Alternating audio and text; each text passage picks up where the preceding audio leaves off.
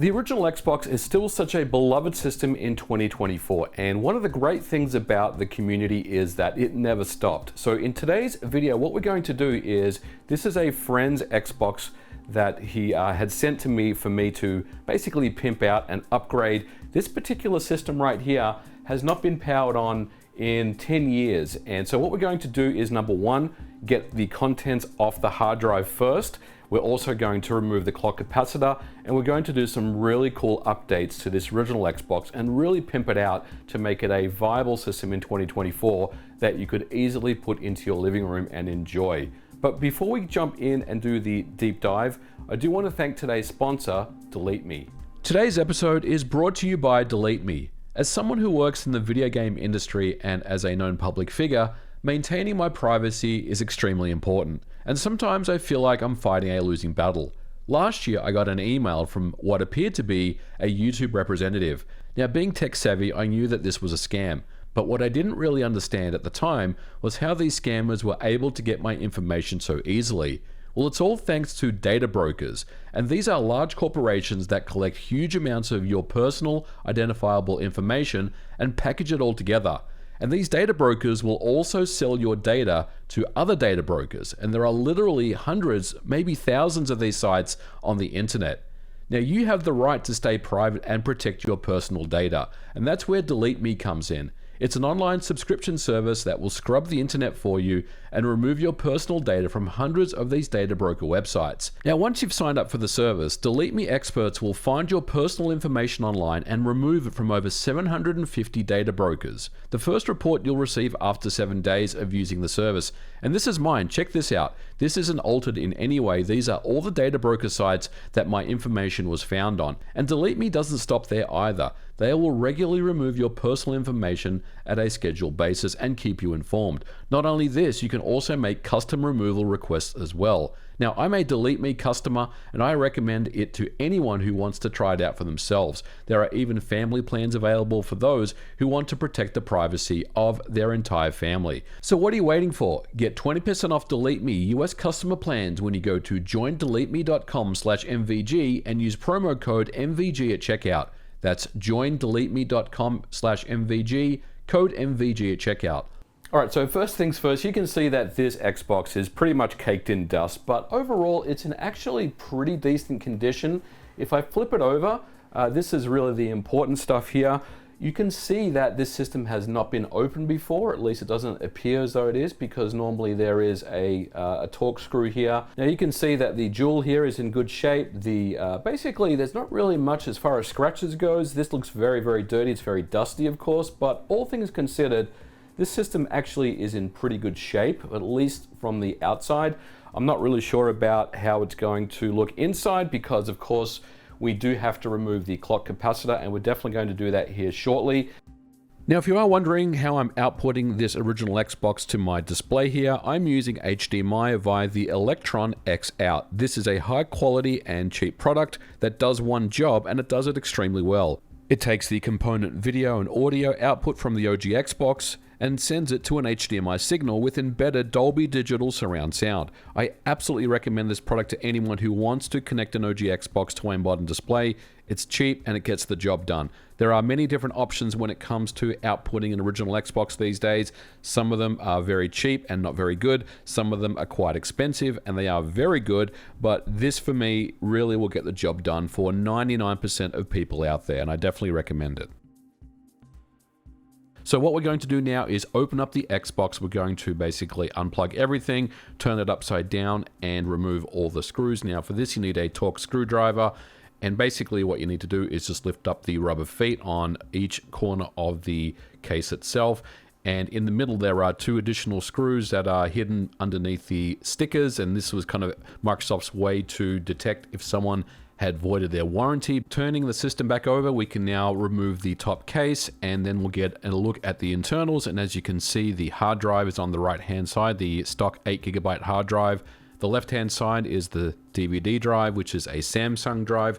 Now on this particular model, because again this is a very old system that has not been used in a long time, the drive tray is sticking a little bit, and that's usually because the drive belt needs to be replaced, but not always that is the case.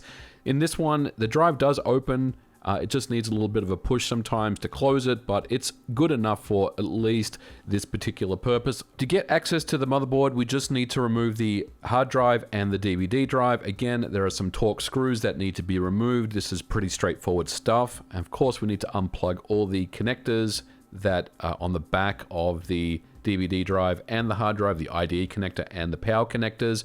And once we've removed those, we can get access to the motherboard. Now, at a first glance, you can see the clock capacitor here, the one I'm indicating here on this particular screen here. It doesn't look like it's in really bad shape. It doesn't appear as though it's leaked anywhere on the board, which is a very good sign. Sometimes they leak all over the place and just do all sorts of damage to your Xbox. And in other cases, they just kind of just seem to dry up and nothing really happens. And fortunately, in this instance, it seems like it has just dried up without any damage. But of course, we won't really know more until we actually remove it. So with my soldering equipment here, I'm just going to remove both legs off the clock capacitor from the underside of the motherboard. And as you can see here, it's a pretty simple removal.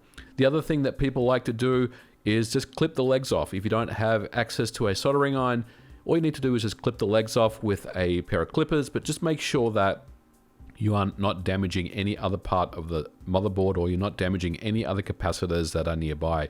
It really just depends on how confident you are at doing that. But that's a very, very easy removal to do. Now, once the clock capacitor has been removed, I inspected the motherboard, and look, this motherboard actually is in very good shape. The system has not been opened before, and it looks very, very clean. There is some dust, of course, just from the fan area, but overall, this particular Xbox motherboard looks extremely clean. Now, the next thing that we want to do is insert a mod chip into this OG Xbox. There are many ways to mod an Xbox. You can go the soft modding route if you just, use something like a save game exploit like Splinter Cell or Mech Assault. You can also do the T-SOP flash, where you basically just make the bridge of the points of the T-SOP writable, so then you can flash a custom BIOS directly onto the motherboard.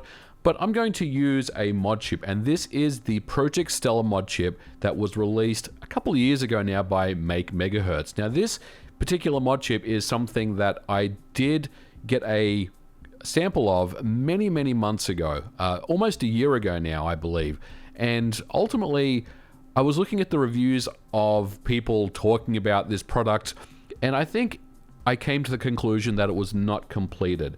And what I mean by that is it was advertised to have certain features that were simply not available at the time. And the biggest and most important one that I'm mostly interested in was the ISO loading, the direct ISO. So what that basically means is, if you are familiar with the original Xbox, you basically have to extract the contents of an ISO image and then extract the contents and FTP those contents or transfer those contents to your Xbox hard drive.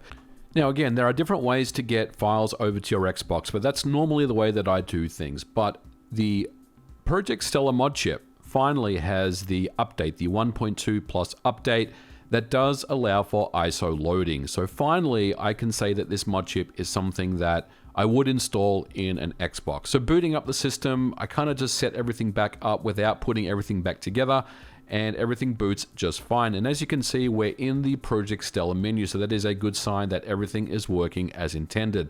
Now, the next thing that I had to do was update the firmware of the Project Stellar. So getting that updated means that we have the access to the bleeding edge features, including the ISO loading, which is the thing that I'm really most interested in. So we have a HDMI solution, we have a mod chip in place, and things are starting to get pimped out. But there is still another thing that I want to do, and that is replace the hard drive. Of course, the OG Xbox hard drive is between 8 and 10 gigabytes, depending on the model that you get. This particular one here, I think it's actually a 10 gigabyte model, but we want to load this Xbox full of games. We want to have all our games on the hard drive. We want the ability to rip games from our DVD directly to the hard drive. So that means you need bigger storage. And for this, I'm using a 2 terabyte SATA drive. And this is a Barracuda drive. It's something that if you do want to expand the hard drive on your original Xbox, there are many, many different choices out there. This is the one that I like to use. It gets the job done and it works quite well. The other thing that you need, of course, if you are using a SATA drive, then you need some type of adapter to convert from the 40-pin IDE to the SATA connector. And this is the StarTech adapter that I'm using, and this is kind of the one that a lot of people just recommend that works. There are some different adapters out there that your mileage may vary, but in my experience, this StarTech adapter has worked on every single mod that I've ever done on Xboxes over the years. And by the way, guys, I will leave links to everything that I'm using, that I'm pimping out this Xbox with, in the description below if you are interested in doing this yourself.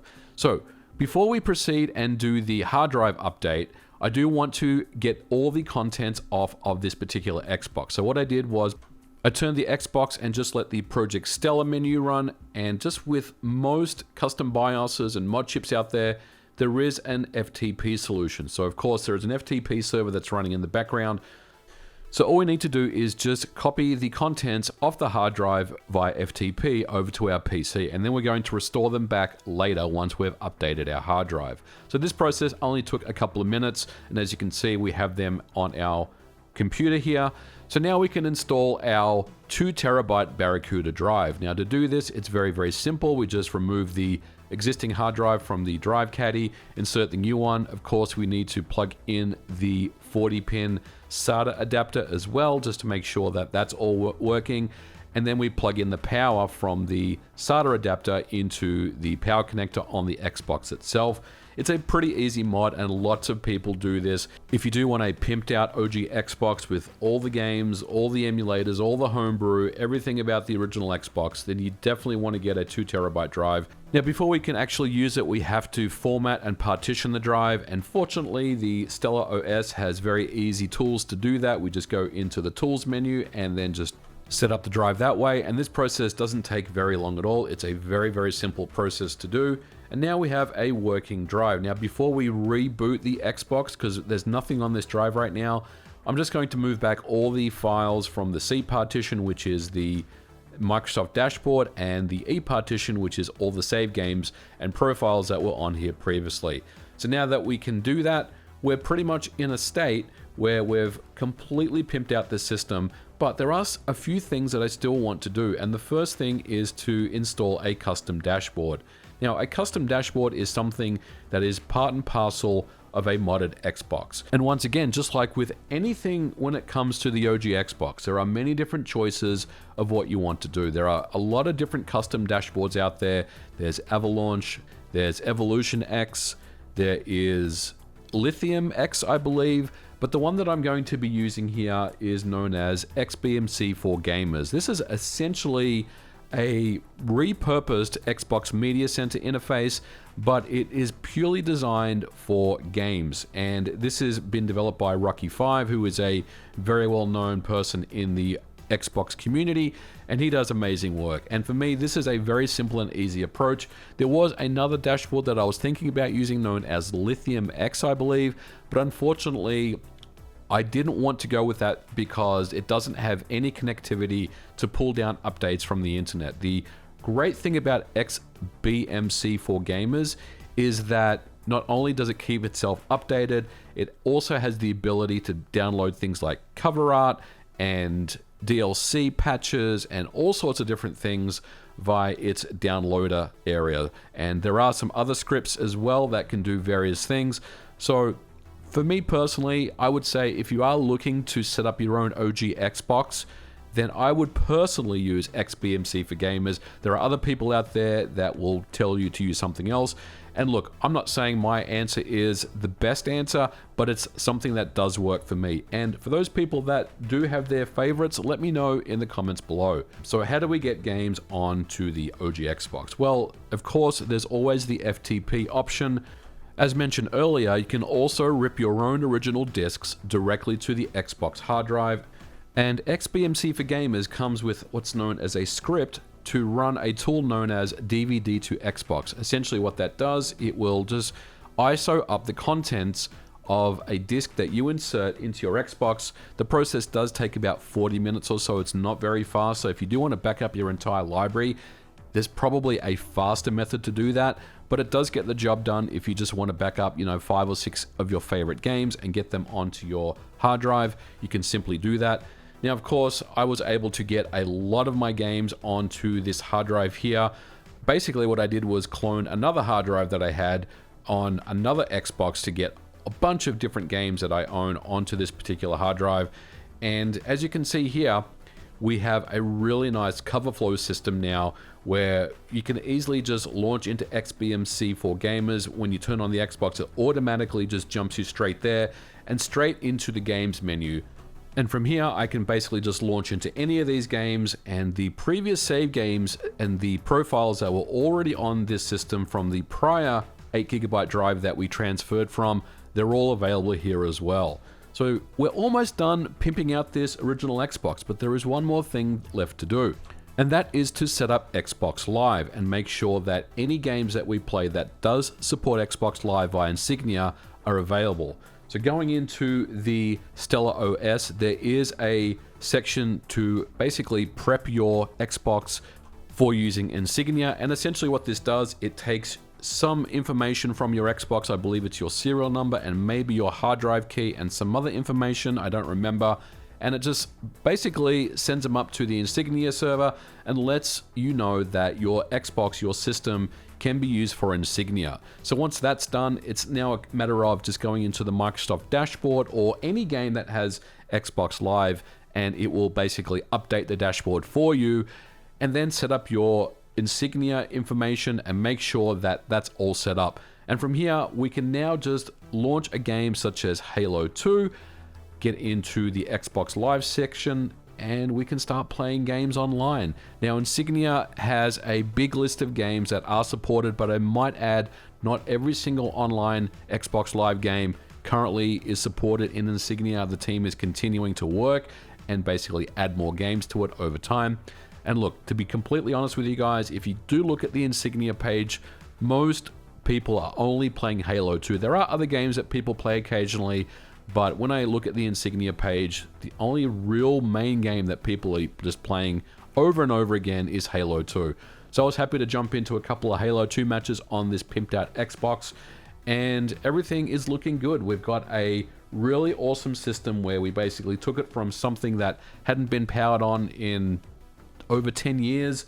We gave it an HDMI solution. We've added a bigger hard drive. We've also put in a Project Stellar Modchip, which is easily updatable. We've got this thing online on Xbox Live. So everything is looking fantastic. And that's going to be it for today's episode, guys. I am aware that there are many other mods and other things I could have done differently, but I'm very happy with the progress and the way that this system has turned out. I'm going to leave links to everything that I purchased in the description below if you want to do a similar mod yourself. But we're going to leave it here for today's episode, guys. Thank you so much for watching. If you liked it, please don't forget to leave me a thumbs up, leave a comment below, and I'll catch you guys in the next episode. Bye for now.